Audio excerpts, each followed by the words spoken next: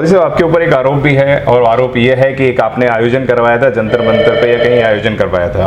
उस आयोजन के अंदर ये देखने में आया था कि किसी मंत्री को आपने इनवाइट किया और इनवाइट करने के बाद आपने उनको मंच से उतारने भगाने का भी काम करा। मैं जानूंगा कौन थे मंत्री। सोशल मीडिया पे और प्लेटफॉर्म पे एक्स पे बहुत ट्विटर और वायरल हुआ था। वो क्या कारण रहा था कि आपने सम्मानित दूर से बुलाया और फिर उनको बड़े बेआबरू होकर तेरे कूचे से हम निकले तो आपने निकालने का भी काम करा, भगाने का भी काम करा? क्या था वो वाक्य और मैं जानूंगा। नहीं, देखिए, ये 2 अप्रैल 2018 की घटना है जब भारत बंद था जी। सुप्रीम कोर्ट के जो जज थे मित्तल साहब, उन्होंने SC/ST एट्रोसिटी एक्ट को डायलूट करने का जो आदेश किया, खत्म करने का आदेश दिया था, उसके लेकर पूरे भारत में आंदोलन हुआ। उसका मुख्य आयोजन संसद मार्ग पर हुआ जिसको मैं लीड कर रहा था। बीच में से एक आदमी आया कि साहब ये सांसद हैं, गोपालगंज बिहार से लोकसभा के सांसद हैं बीजेपी के, ये अपनी बात रखना चाहते हैं। तो हमने कहा बात रखिए, और आए, उन्होंने बात रखी और बात रख करके उन्होंने सब्जेक्ट मैटर पर कुछ नहीं कहा। जो SC/ST एट्रोसिटी एक्ट था उस पर एक भाई चंद्रशेखर आजाद जेल में बंद है, उस पर इलाहाबाद हाईकोर्ट ने उसको जमानत दे दी है। आपकी सरकार जो बीजेपी की है उसने उस पर आंसू का लगा रखा है। क्या आपने उसकी रिहाई की आवाज संसद में उठाई क्या? उनका जवाब था नहीं। तो हमने कहा जब आप समाज की आवाज नहीं उठा सकते, आपको कोई हक नहीं है समाज के मंच पर भाषण देने का। हमने उनसे कहा आप मंच से जाइए, और पूरे लाखों लोगों की उपस्थिति में हमने उनको मंच से उतार दिया। तो ऐसा नहीं कि हमने उस समय भी अपना हमारी उनके साथ में, आज समय भी वो बिहार सरकार के अंदर कैबिनेट मंत्री हैं, इस समय वर्तमान में भी कैबिनेट मंत्री हैं, उस समय वो लोकसभा के सांसद थे, हमारा उनके साथ कोई दुर्भावना नहीं रही। बट जब समाज की बात आती है, इश्यूज की बात आती है, जब बाबा साहब के मिशन की बात आती है और लोग जब डुप्लीकेसी में काम करते हैं तो निश्चित रूप से पीड़ा परेशानी होती है। और ऐसा मंच जो पवित्र मंच बाबा साहब को, काशीराम जी को डेडिकेट रहा हो, ऐसे मंच पर कोई ऐसा व्यक्ति आ जाए जिसका बाबा साहब के मिशन से या हमारे मैं कहूंगा कि काशीराम जी के मिशन से कोई लेना देना नहीं है, तो निश्चित रूप से ऐसे व्यक्ति को मैं चाहूंगा कि ऐसे मैं नहीं बल्कि किसी भी समाज के किसी भी संगठन को ऐसे व्यक्तियों को कहना चाहिए कि अगर आप तो हमारे समाज की आवाज उठाइए और नहीं उठा सकते तो कृपया आप जाइए। जी, बड़ा सीधा सवाल रहेगा कि तमाम पार्टियां, चाहे वो कांग्रेस हो, बीजेपी हो, समाजवादी हो, तमाम मुखौटा लगा के घूम रहे हैं बाबा साहब डॉक्टर BR अम्बेडकर का। हम प्रियंका गांधी की बात करते हैं तो बाबा साहब का कोई भी कार्यक्रम होता है तो नीली साड़ी पहनकर नजर आते हैं, ये व्यक्तिगत है उनका, लेकिन उसी दिन क्यों आते हैं? दूसरा, राहुल गांधी संविधान दिखाकर बात करते हैं कि दलितों को हम न्याय दिलवाएंगे। अखिलेश यादव भी कहते हैं कि दलितों को हम न्याय दिलवाएंगे। तो कौन है ऐसी पार्टी, ऐसा संगठन जो देश के अंदर न्याय दिलवा सकता है? वह हम आपसे जानेंगे। देखिए, मैं कहूंगा कि निश्चित रूप से अगर हम राहुल जी की बात करते हैं जी, तो राहुल जी तो पावर में नहीं है जी, तो उनका तो सवाल इसलिए नहीं पैदा होता, जब कभी पावर में आएंगे तब देखा जाएगा जी। हाँ, और रही बात अखिलेश यादव जी की, इस समय वो 37 मेंबर ऑफ पार्लियामेंट, तीसरी मतलब 3rd largest party of the country है जी। और वो संविधान जो दिखाया राहुल गांधी जी ने, निश्चित रूप से उसी का परिणाम है जी। क्योंकि उससे पहले वो 5 लोकसभा सांसद पे थे। अब आती है बात पार्टी के कैरेक्टर की। एक सवाल आता है कि आदमी का कैरेक्टर क्या रहा। तो समाजवादी पार्टी का कैरेक्टर तो पूरे देश के सामने जी। बहन जी के साथ गेस्ट हाउस कांड में उनको मरवाने की कोशिश हुई। महापुरुषों के नाम पर जितने जिले बहन जी ने बनाए सबके नाम वापस करके उन्होंने जातिगत दुर्भावना में सब उन नामों को हटाया। उसमें हमारे परम पूज्य बाबा साहब डॉक्टर भीमराव अम्बेडकर जी की पत्नी भीमाबाई का नाम पे भी एक जिला रखा गया तो वो भी उन्होंने हटा दिया। ज्योतिबा फुले साहब सबका हटा दिया उन्होंने। तो ना उन्होंने ओबीसी समाज के महापुरुषों का सम्मान किया, ना उन्होंने हमारे SC/ST समाज के महापुरुषों का सम्मान किया। इवन सुप्रीम कोर्ट का जब ऑर्डर आया कि अधिकारियों को रिवर्ट कर दिया जाए, तो पहला राज्य है और अंतिम राज्य भारत का जिसने वार लेवल पर शेड्यूल कास्ट शेड्यूल टाइप्स के अधिकारियों का रिवर्जन किया। जो डिप्टी SP थे उनको सिपाही बनाया, जो चीफ इंजीनियर थे उनको JE बनाया।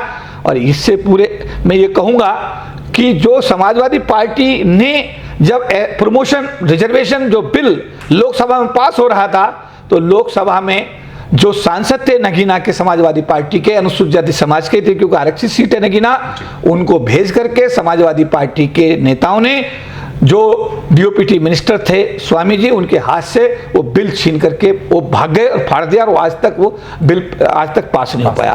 तो समाजवादी पार्टी का अभी हमारे राम गोपाल यादव जी हैं, उनके बड़े सीनियर नेता हैं, उन्होंने हमारी बहन व्योमिका सिंह जो अभी हमारे अभी टीवी चैनल पर थी और इस लड़ाई का मुख्य उन्होंने अपनी भूमिका लड़ाई जो भी हुआ, लड़ाई कहें कुछ भी कहें, पाकिस्तान के साथ जो भी हुआ उसमें उनकी महत्वपूर्ण भूमिका रही। तो वो अपने संबोधन में कह रहे थे वो चमार जो है नहीं वो अरे चमार है वो, समझे बात। तो अरे यादव भी ऐसे बोलता है। और जब उत्तर प्रदेश का मुख्यमंत्री जो है योगी आदित्यनाथ जी बनते हैं, अगर उसको घर को साफ करवाते हैं तब इनको दर्द होता है कि यार इसको मतलब हमको भी अछूत, अरे तुम खुद अछूत, तुमको वो आभास कराते हैं कि तुम भी उसी श्रेणी में हो, और तुम अपने संबोधन में एक ऐसी वरिष्ठ अधिकारी के लिए आप उसकी जात पर जा रहे हो। तो ये जो समाजवादी पार्टी है उसका इतिहास है जो सिद्ध करता है कि वो SC/ST के प्रति उनकी कोई सिंपैथी नहीं है, और जितना भर भी वो नेगेटिव काम कर सकते हैं, जितना नुकसान कर सकते हैं, इतिहास गवाह है कि उन्होंने किया है।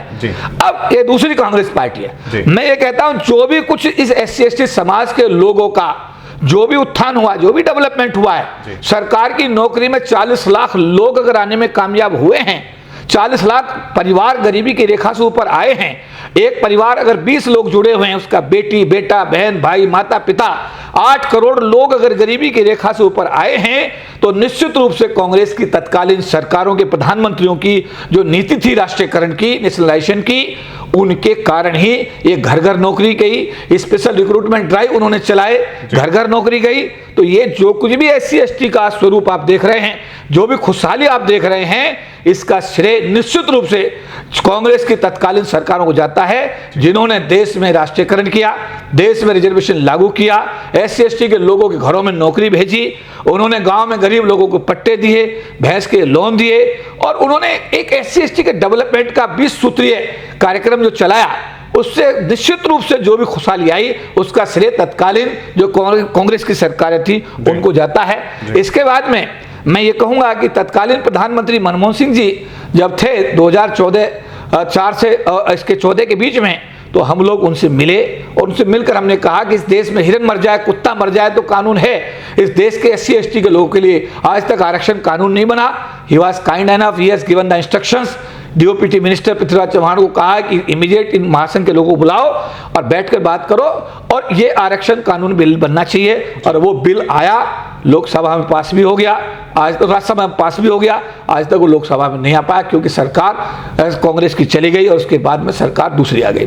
तो मैं ये कहना चाहता हूं, जो अभी आप इतिहास की बात करते हो, इतिहास तो अपने आप में एक रिकॉर्ड है, और हम ये कहेंगे अपने समाज से, जिसने आपके लिए अच्छा किया उसका धन्यवाद करिए। जी बिल्कुल। जैसे मोदी जी वर्तमान प्रधानमंत्री हैं, उन्होंने बाबा साहब विश्वनाथ प्रताप सिंह जी का धन्यवाद किस लिए, उन्होंने परम पूज्य बाबा साहब डॉक्टर भीमराव अम्बेडकर जी को भारत रत्न देकर सम्मानित किया, उनका धन्यवाद। उन्होंने मंडल कमीशन लागू किया, उनका धन्यवाद। वर्तमान प्रधानमंत्री ने बाबा साहब के नाम पर 5 तीर्थ बनाए हैं, जिसमें लंदन का घर भी है, 26 अलीपुर रोड जो अंतिम सांस बाबा साहब वो भी है, 15 इंटरनेशनल सेंटर जो अंतर्राष्ट्रीय केंद्र बाबा साहब वो भी है, दीक्षा भूमि का रेनोवेशन का इशू भी है, और आपका बम्बई के अंदर जो दादर के अंदर उनका स्मारक बनाया जा रहा है, बड़ा स्मारक बनाया जाए। तो ये सब काम सरकार ने जो किए हैं, जो भी सरकार जो अच्छा कर रही है, हम उसका एक एक्टिविस्ट होने के नाते, सामाजिक कार्यकर्ता होने के नाते, बाबा साहब अम्बेडकर के सिपाही होने के नाते, हम उन सभी सरकारों का जिन्होंने हमारे समाज के डेवलपमेंट के कुछ भी कार्य किया, हम उसका हम हृदय से धन्यवाद करते हैं। लेकिन साथ साथ डॉक्टर अम्बेडकर को मानना बहुत अच्छी बात है, पर डॉक्टर अम्बेडकर की मानना इसलिए जरूरी है कि अगर डॉक्टर अम्बेडकर की बात नहीं मानी जाएगी तो इस देश के गरीब लोगों को न्याय कभी नहीं मिलेगा। वर्तमान प्रधानमंत्री नरेंद्र मोदी जी को मैं ये आह्वान करता हूं कि आप बाबा साहब अम्बेडकर को मानते हैं, बहुत अच्छा काम कर रहे हैं, पर डॉक्टर अम्बेडकर की बात मान करके सरकारी क्षेत्र का निजीकरण बंद कर दें, निजी क्षेत्र में आरक्षण की व्यवस्था कर दें, और जो अमेरिका का डाइवर्सिटी सिद्धांत है, जो हर कार्य में ब्लैक्स को जो भागीदारी अमेरिका मिल रही है, देश में पैदा होने वाले हर रोजगार में इस गरीब तबके, अनुसूचित जाति जनजाति समाज के लोगों की भागीदारी आप सुनिश्चित कर दें। देश में जो बंजर जमीन पड़ी है उसको उपजाऊ बनाकर देश के SC/ST के लोगों में उसका वितरण कर दें। ये बहुत सारे मसले, SC/ST आयोग की रिकमेंडेशन को कोई मान्यता नहीं है, उसको आप मैंडेटरी बना दें जिससे इन लोगों को न्याय मिले। जो देश के अंदर अत्याचार अन्याय हो रहे हैं उसमें आप एक ऐसा मैसेज क्रिएट करें कि जो अन्याय करने वाले लोग हैं, आज मोदी साहब मैं आपसे हाथ जोड़कर निवेदन करता हूं, आज हौसला लोगों का इतना बढ़ गया है कि सरेआम अत्याचार, खुलेआम अत्याचार हो रहे हैं। ये राष्ट्र के हक में भी नहीं है और आपकी पार्टी के हक में भी नहीं है। ये लोकतांत्रिक देश है, ये प्रजातांत्रिक देश है, इस देश के अंदर सरकारें आती रहती हैं, जाती रहती हैं, लेकिन जो माहौल बन रहा है उत्तर प्रदेश, मध्य प्रदेश, राजस्थान के अंदर अनुसूचित जाति जनजाति समाज के लोगों के साथ जिस तरीके से पिछले वर्षों में अन्याय बढ़ा है, भारत के प्रधानमंत्री होने के नाते मैं आपसे निवेदन करता हूं, अनुरोध करता हूं कि अन्य मामलों पर आप ध्यान दीजिए, लेकिन इस देश के गरीब तबके के साथ जो अत्याचार अन्याय बढ़े हैं इस पर विशेष ध्यान दीजिए। जो लोगों का मनोबल बढ़ रहा है उस मनोबल को आप रोकने की कोशिश करिए, वरना आने वाले दिनों में हो सकता है कि समस्या इतना बड़ा विकराल रूप ले ले कि जो आगे आने वाले समय में ये समस्या अगर ज्यादा विकराल रूप में जाती है तो मैं कहूंगा कि भारत राष्ट्र के हक में बिल्कुल नहीं होगा।